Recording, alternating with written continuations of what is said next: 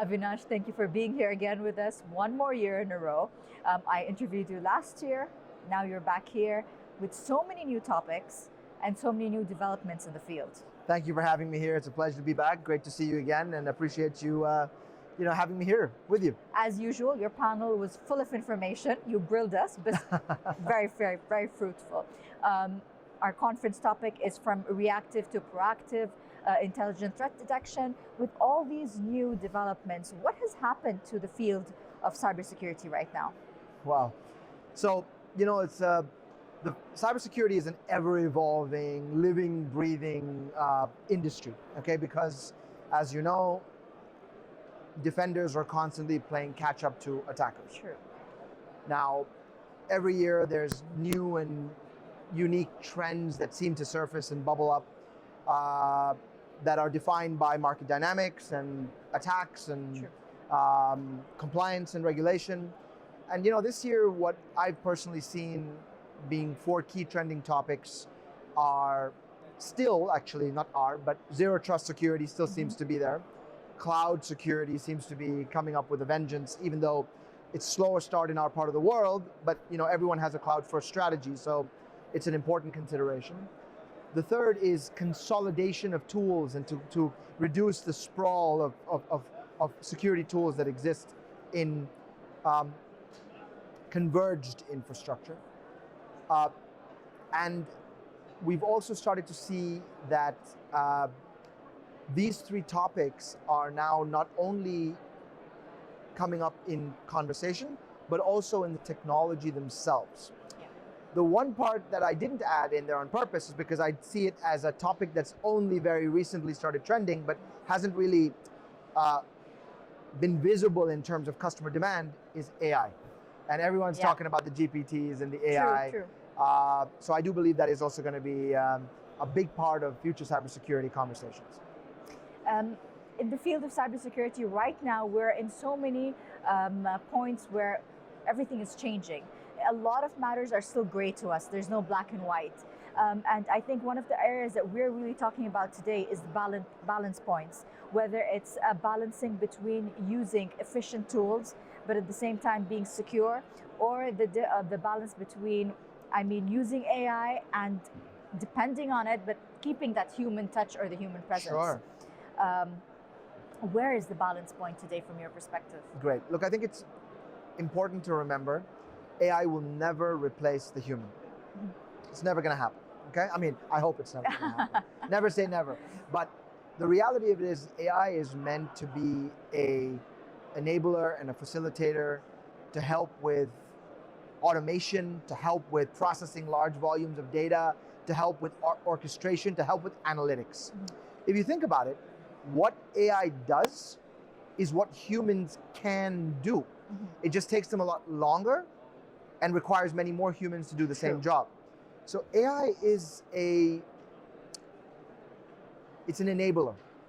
And I think as you see AI go into SOC automation and all the various different security elements, be it networks or devices or people or data security, in the end, all it's doing is helping the humans do their job more efficiently and faster.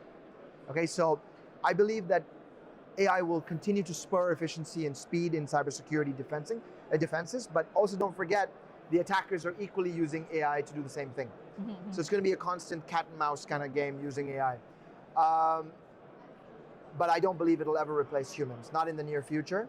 Hopefully. And definitely not in cybersecurity in the short term, because it's the humans that are the ones who are coming up with the new and innovative attacks, right? Yeah. The day that AI can automatically figure out what the attacker is going to create, that's when we've reached a point when we need to worry.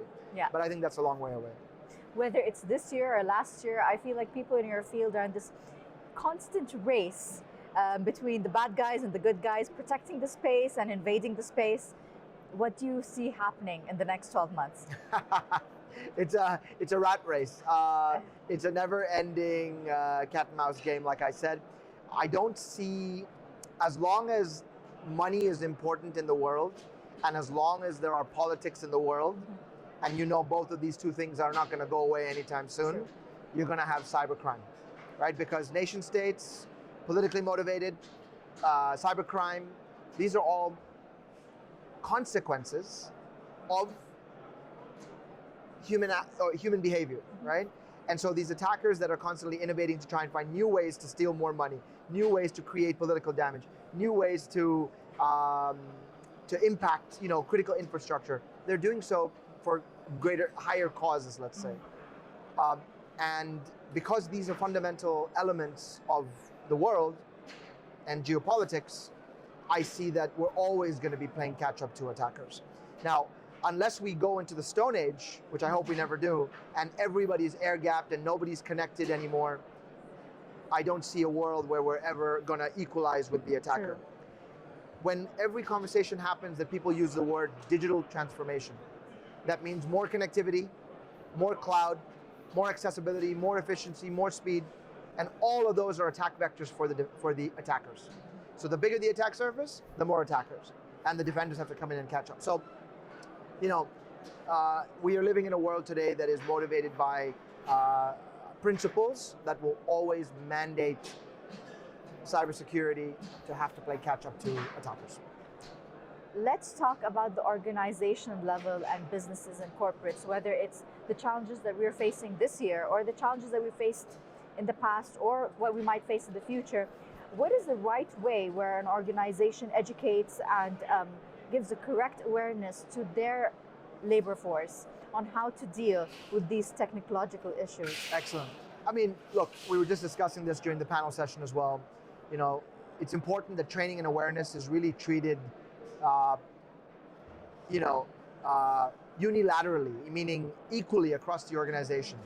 Because on one side, there's the security and awareness for the employee, right? On the other side, there's the security and enablement and workforce optimization and resilience of the cybersecurity team themselves. Sure. And enhancing their skills. But then there's the third part, which we just discovered during the panel, which is enabling, for example, when you have IT and OT, converging the training across organizations to ensure that the IT people are aware of OT risks and the OT people are aware of IT risks. Because that's the future of securing critical infrastructure. So, awareness, training and awareness is so fundamental to cybersecurity. It's like security 101, right? I say, but before you have training and awareness, don't bother with anything else, right? You need to have that first. Yeah.